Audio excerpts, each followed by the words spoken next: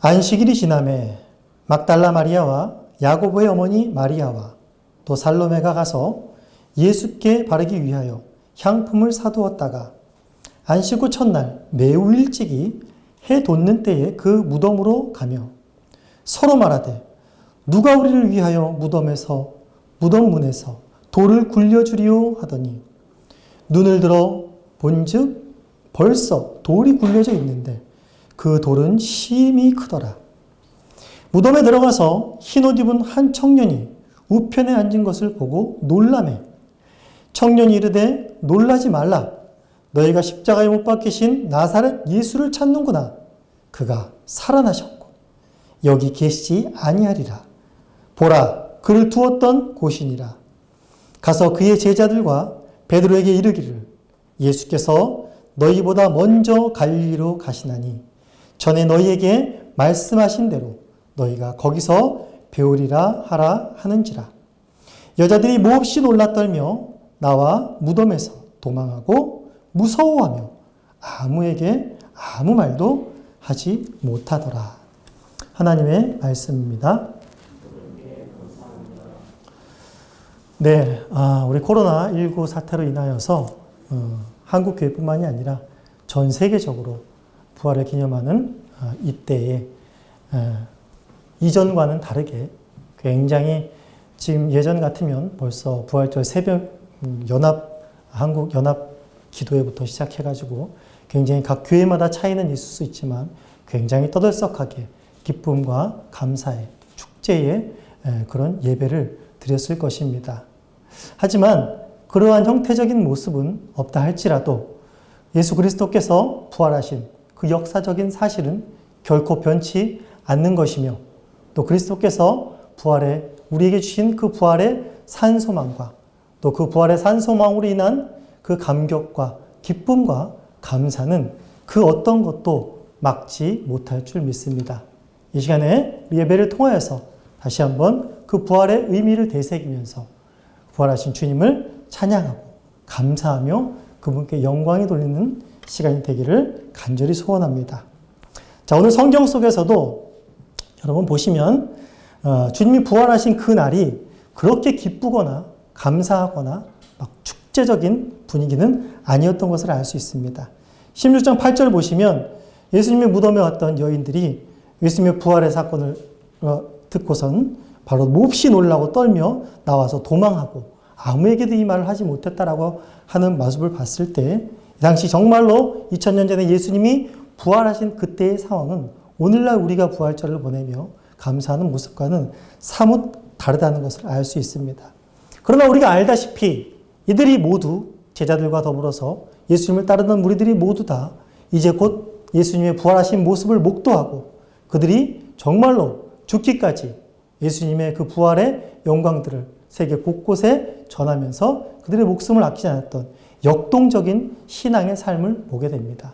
오늘 본문 속에서 우리가 살펴봐야 될 것은 무엇인가 하면 바로 이렇게 부활의 소식을 듣고도 이렇게 멈칫하는, 두려워하는 그런 모습과 그리고 예수님을 만나서 부활하신 예수님을 만나서 정말 환희에 차고 감격에 벅차서 역동적으로 증인의 삶을 살아가는 그 사이에 부활하신 예수님의 의미, 그 부활하신 예수님은 어떤 분인가에 대해서 우리가 메시지를 오늘 본문에서 확인해 보도록 하겠습니다. 먼저 16장 1절은 이렇게 시작합니다. 안식일이 지남에 라고 말을 하고 있습니다. 여기서 지남에라는 말은 과거 분사로 쓰였는데 이것은 무엇을 뜻하냐면 이미 한 동작이 완료되었고 이제 안식일이 완료되었고 그 다음에 일어날 일에 대한 일어날 상황에 대한 것들에 대해서 기대를 하게 하는 역할을 해줍니다.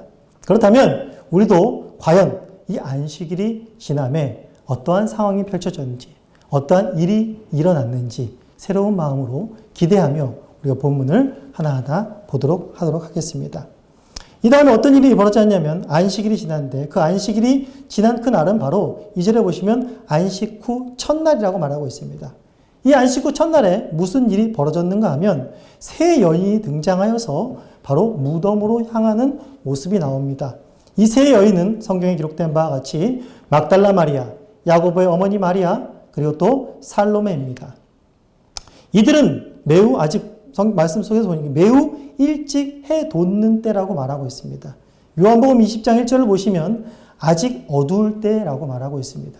그러니 새벽 미명에 아주 일찍 이들이 무덤으로 향한 것입니다.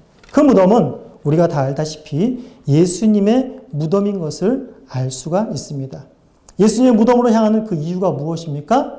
바로 예수님의 그 시신에 바로 향품을 바르기 위한 것이었습니다.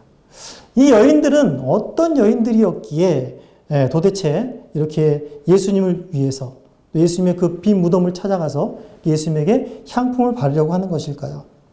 우리 마가복음 15장 40절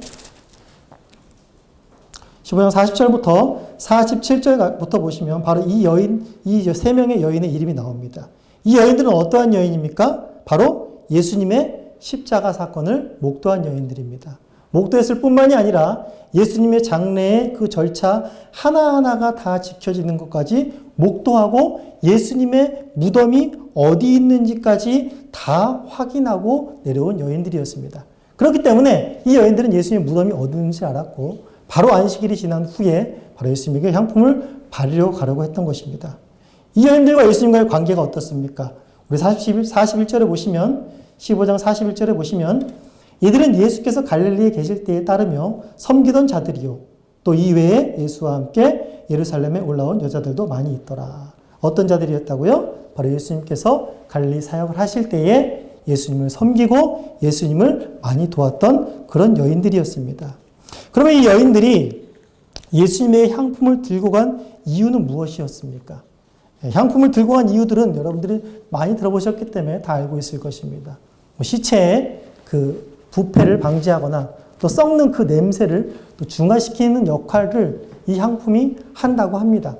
하지만 이 여인들이 가져간 이 향품이 그렇게 예수님에게 필요한 것은 아니었습니다. 왜냐하면 요한복음 19장 38절에서 41절에 보시면 예수님을 또 따르던 니고데모와 또 예수님의 무덤을 마련한 아리마대 요셉이란 자에 의해서 충분히 그 장사 지낼 때에 거의 30kg 되는 그런 향료를 뿌리고 그 세마포에 같이 향료를 넣고 이미 그런 장례 절차들은 다 했습니다. 굳이 가서 여인들이 그 자신의 향품을 또 바를 필요는 없었다라는 것입니다. 그런데 이 여인들이 갈 그 목적은 무엇이었을까요? 단순히 예수님의 그 시체가 부패되는 것을 막기 위해서 썩는 냄새가 중화되는 것을 역할을 하기 위해서 그렇지 않죠. 무엇이었습니까? 바로 여인들이 예수님에 대한 아직까지 그 사랑입니다. 그 사랑의 마음으로 가는 것입니다. 수학적인 타산으로 보자면 별 필요가 없는 향품을 가지고 간 것입니다. 별 쓸데없는 향품을 가지고 간 것입니다. 그러나 이 여인들의 마음, 이 여인들의 사랑의 마음을 안다면 그것은 결코 쓸데없는 것이 아니라는 것입니다. 하찮은 것이 아니라는 것입니다. 우리가 다 알다시피 이 여인들처럼 누가 지금 예수님과 목숨을 함께하고 3년 동안 예수님과 먹고 자고 예수님께 가르침을 받았던 그 12제자 중에 한 명도 이곳을 찾아온 자들은 없었습니다. 이 여인들의 사랑은 그전에 보지 못했던 대단히 또 놀랍게 두각되는 사랑인 것을 알 수가 있습니다. 그런데 이 여인들에게는 그 무덤으로 향하여 가면서 근심이 있었습니다. 3절에 보시면 서로 뭐라고 말하고 있습니까? 그 무덤의 문에서 우리를 위하여 돌을 누가 굴려줄까라고 말하고 있습니다. 그 돌은 힘이 크다라고 말하고 있습니다. 여인 셋이 감히 들 수 없는, 옮길 수 없는 무덤의 돌문이라는 것을 알 수가 있습니다. 가만 생각해 보면 여인들이 참 대책이 없습니다. 돌무덤이 있는 줄을 뻔히 알 텐데 그거 막혀서 그걸 굴려내야지만이 예수님의 시체를 확인하고 거기에 향품을 바를 수 있을 텐데 그렇게 생각을 했다면 장정들을 사서 가거나 아니면 그 돌문을 옮길 방안을 대책하고 가야 되지 않겠습니까? 근데 가면서 그 걱정을 하는 겁니다. 아니면 발길을 멈춰서 무슨 대책을 세우고 뭘 해서 가든지 하는 것입니다. 볼 때 여자들이 왜 이렇게 대책이 없나? 생각이 없나? 라고 생각할 수가 있습니다. 그러나 여자들에게는 그 장애가 있음에도 불구하고 그 어려운 것이 있음에도 불구하고 우리 마태복음에 보시면 또 거긴 돌문뿐만이 아니라 병사들도 그곳에 지키고 있습니다. 여인들이 알지 못할 장애물에 봉착될 굉장히 위험성이 큽니다. 예수님의 시체의 향품을 바르기 전에 그 시체를 보지도 못할 것이 눈에 뻔합니다. 그런 것이 뻔함에도 불구하고 여인들은 예수님을 향해서 그 무덤으로 그냥 그 발길이 옮겨지는 것입니다. 이것이 어떤 것입니까? 바로 사랑하는 사람을 향하여 그냥 가는 것입니다. 장애가 있건 없건 있지만 그냥 그 발길이 사랑하는 사람에게 향하는 것입니다. 바로 오늘 말씀을 통하여서 뭘 보여주고 있습니까? 예수님을 따르던, 예수님을 섬기던 그 여인들의 예수님을 향한 변함없는 사랑을 이 말씀 속에서 오늘 보여주고 있습니다. 그러나 정말 중요한 것은 하나님께서는 이 여인들의 사랑보다도, 이 여인들의 애절함보다도 더 놀랍고 큰 사랑을 이 여인들에게 준비해 놓으셨다는 것입니다. 4절부터 보시면 이 여인들은 무덤에 가까이 가고 무덤에 가자 굉장히 놀라는 세 가지 큰 일들을 경험합니다. 가보니 어떤 일이 있습니까? 벌써 돌이 굴려져 있었습니다. 정말 놀랄 일이죠. 근심하고 갔었는데 무덤이 굴려져 있는 것입니다. 그리고 두 번째, 무덤 안을 살펴봤습니다. 어떤 일이 벌어졌습니까? 흰옷 입은 한 청년이 우편에 앉은 것을 보고 또 놀라게 되는 것입니다. 갑자기 예수님의 시신이 있어야 되는데 갑자기 흰옷 입은 청년이 있는 것입니다. 그런데 더 놀라운 것이 있습니다. 완전 까무러칠 일이 있습니다. 6절에 뭐라고 써 있습니까? 한번 읽어보시겠습니다. 청년이 이르되 놀라지 말라. 너희가 십자가에 못 박히신 나사렛 예수를 찾는구나. 그가 살아나셨고 여기 계시지 아니하시니라. 보라, 그를 두었던 곳이니라. 예수님이 어떻게 하셨다고요? 살아나셨다라는 것입니다. 정말 까무러칠 내용인 것입니다. 이 흰옷 입은 청년은 누굽니까? 마태복음 28장 2, 3절과 누가복음 24장 4절, 또 요한복음 20장 12절에 보면 이 청년은 바로 천사라고 말하고 있습니다. 천사를 통하여서 하나님께서 미리 그 무덤 문을 열리신 것이고 또 거기서 예수님의 부활의 소식을 전하게 했던 것입니다. 바로 이 부인 무덤은 예수님이 부활하셨다는 확실한 강력한 증거가 되는 것입니다. 그 무덤의 그 큰 돌이 또 무덤을 지키는 건장한 병사들이 사망과 죽음이 결코 예수님을 가둬둘 수 없다라는 그 사실을, 그분이 부활하셨다라는 그 사실을 예수님께서, 하나님께서 분명히 천사들을 통해서 보이시고 알게 하셨습니다. 그 다음에 여기서 멈추지 않고 이제 7절을 보시면 천사들을 통해서 하나님의 명령을 지시합니다. 뭐라고 말하고 있습니까? 가서 그의 제자들과 베드로에게 이르기를, 가서 그의 제자들과 베드로에게 바로 이 사실을 이르라고 말하고 있습니다. 그리고 또 뭘 말하라고 하겠습니까? 예수께서 너희보다 먼저 갈릴리로 가시나니 전에 너희에게 말씀하신 대로 너희가 거기서 배우리라 라는 말을 전하라는 것입니다. 지금 제자들에게 이 말씀을 전하라고 하신 그 이유가 무엇입니까? 제자들이 훌륭해서입니까? 제자들이 정말 이 지금 예수님의 누구보다도 예수님의 이 부활을 기대한 자들이었겠습니까? 결코 그렇지 않다라는 것입니다. 지금 마가복음 14장 28절에 보시면 예수님은 유월절 만찬을 하시고 이제 겟세마네 동산에 기도하시러 가기 전에 제자들에게 분명히 이 말씀을 하셨습니다. 내가 너희보다 먼저 갈릴리로 가겠다. 그리고 내가 거기서 너희를 만나겠다라고 이야기를 하고 있는 것입니다. 여기서 중요한 것은 무엇인가 하면 바로 갈릴리라는 것입니다. 왜 예수님께서 갈릴리로 가서 제자들을 만나고자 하신 것이겠냐라는 것입니다. 그냥 장소가 없으니까 그냥 대충 부활하고 나서 또 제자들과 만나서 또 하나님 나라의 일을 하셔야 되니까 그냥 갈릴리로 정한 것인가? 그렇지 않다라는 것입니다. 갈릴리는 예수님이 십자가에 못 박히시기 이전에도 굉장히 예수님에게 중요한 것이었고, 그리고 예수님이 부활하시고 난 다음에도 너희보다 먼저 갈릴리로 가서 너희를 만난다라고 말했을 만큼 갈릴리는 예수님에게 중요한 의미가 있다는 것입니다. 단순히 지리적이고 물리적인 의미가 아니라 그 영적인 의미가 더 중요하다라는 것입니다. 먼저 갈릴리가 어떤 곳인가? 라는 것을 우리가 먼저 이해해 볼 필요가 있습니다. 먼저 갈릴리는 어떤 곳입니까? 먼저 예수님께서 어린 시절 자라났던 곳입니다. 예수님의 성장기가 있는 곳입니다. 예수님을 뭐라고 부릅니까? 갈릴리 나사렛 예수라라고 말을 하고 있습니다. 그리고 예수님의 제자들, 그리고 예수님을 따르던 모든 사람들의 삶의 터전이 바로 그곳입니다. 그리고 또 예수님께서 공생애를 시작하시면서 처음으로 첫 사역을 시작하신 곳이 어디입니까? 바로 갈릴리라는 곳입니다. 갈릴리에서 4명의 제자들을 부르시고 거기서 병자들을 고치시고 거기서 연약한 자들을 고치시고 귀신을 내쫓으시고 거기서 굉장히 많은 다른 곳에서보다 훨씬 더 많은 거기서 사역을 하십니다. 하나님 나라의 일들을 거기서 펼쳐 보이시는 하나님 나라가 이루어지는 하나님 예수님의 역사의 현장인 것입니다. 그런데 사실상 이 갈릴리는 조금 더 구약으로 넘어가면 그 배경이 어떤 곳입니까?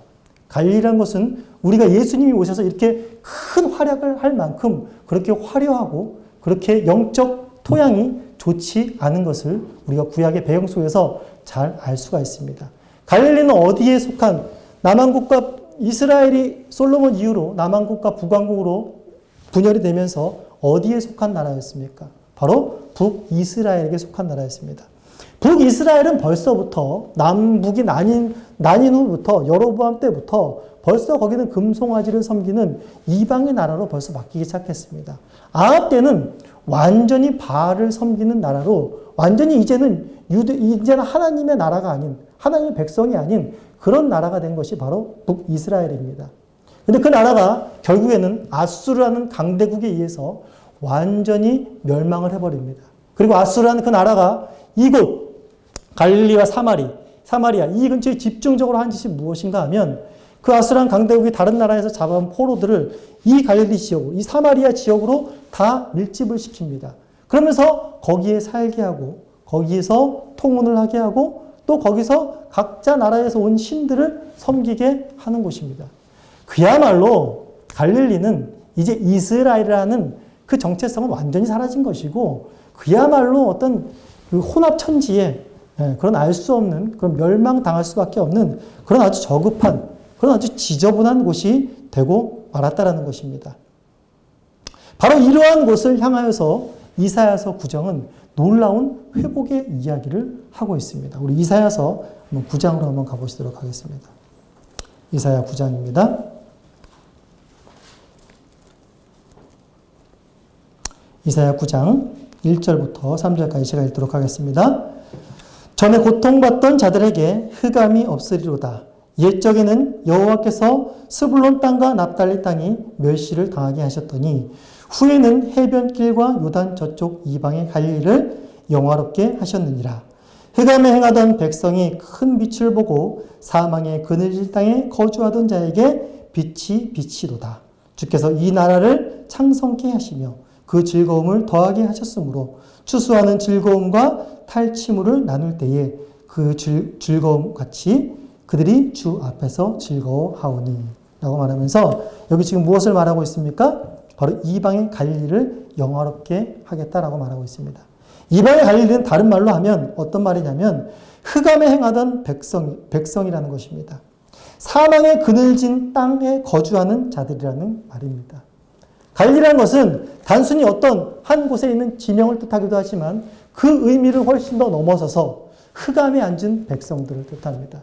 그리고 사망의 그늘진 곳에서 사는 자들을 뜻한다는 것입니다. 마태는 이 말씀을 그대로 마태복음에 인용하면서 바로 예수님이 공생애를 시작하기 바로 직전에 이 말씀을 그대로 인용하고 예수님의 공생애 사역을 소개하고 있습니다. 바로 이방의 갈릴리에 빛을 비추시는 분, 그 이방의 갈릴리를 영화롭게 하실 분, 그 이방의 갈릴리를 즐거워하게 하실 분, 그들에게 참 소망이 되게 하실 분은 누구시라는 것입니까? 바로 예수님이라는 증거를 여기서 보여주시고 있는 것입니다. 그렇다면 부활하신 예수님은 어떤 분이십니까? 너희보다 먼저 갈릴리로 가시는 예수님이시라는 것입니다. 갈릴리라는 것은 물론 지리적인 의미로 그곳에 가신다는 의미도 있지만 더 영적인 신학적인 깊은 의미로 들어가면 바로 예수님께서 부활하신 예수님이 어디로 가신다고요? 바로 흑암에 앉은 백성들에게 사망의 그늘진 곳에 앉은 자들에게, 소망이 없는 자들에게, 슬퍼하며 고통하며 비참한 삶을 살고 있는 자들에게 예수님께서 먼저 가신다라는 것입니다. 예수님의 부활은 단순히 사망 권세를 깨트리고 내가 다시 사셨다라고 하는 이런 어떤 웅장한 어떤 기념비적인 사건으로 정적인 것으로 멈춰있지 않습니다.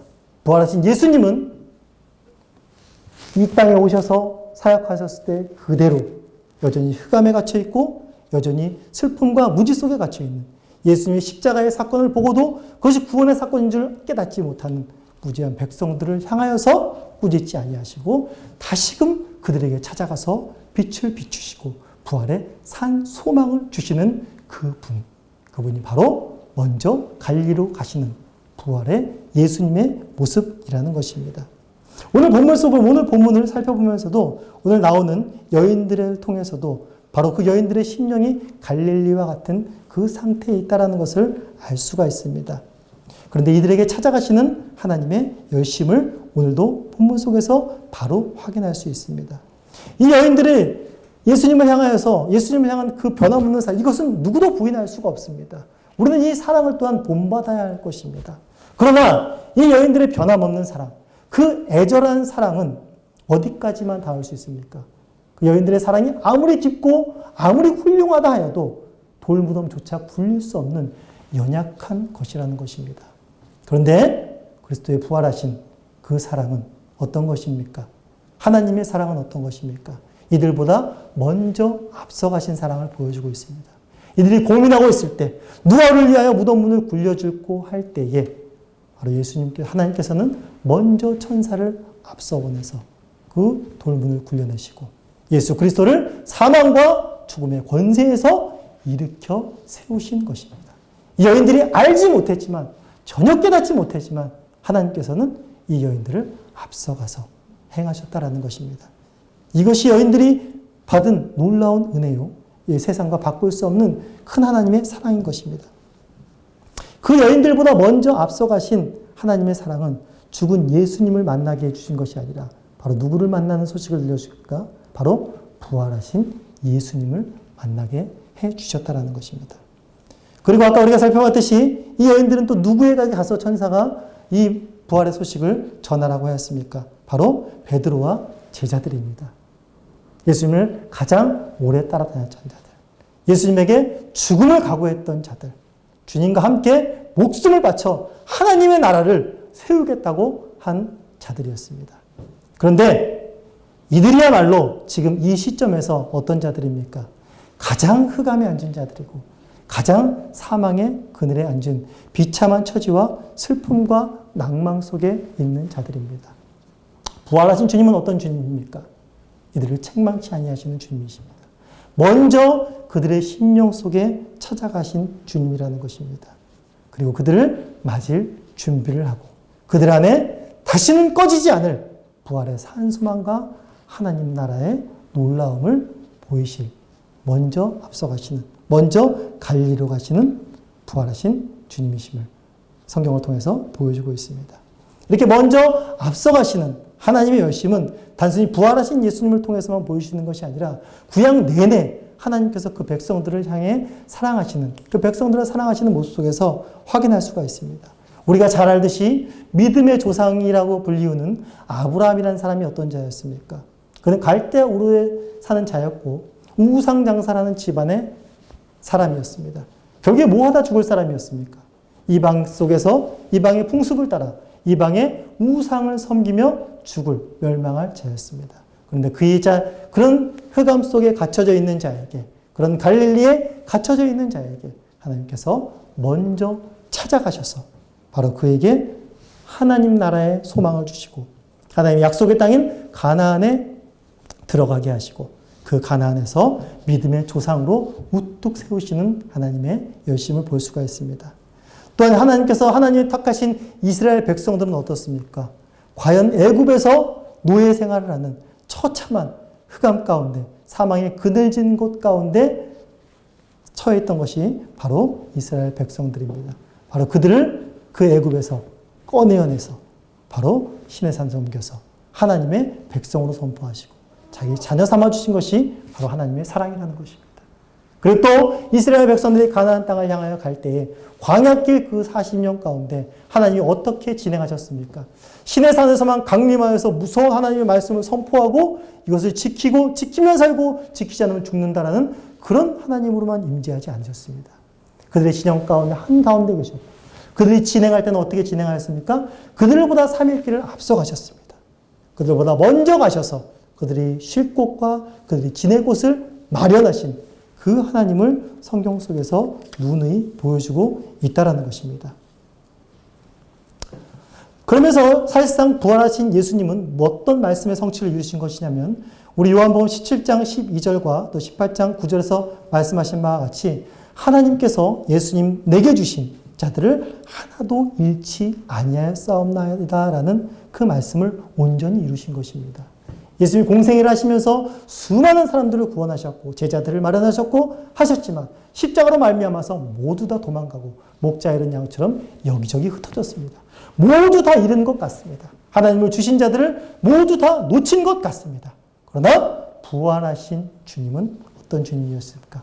결코 하나님이 나에게 주신 자들을 하나도 잃지 아니하였습니다.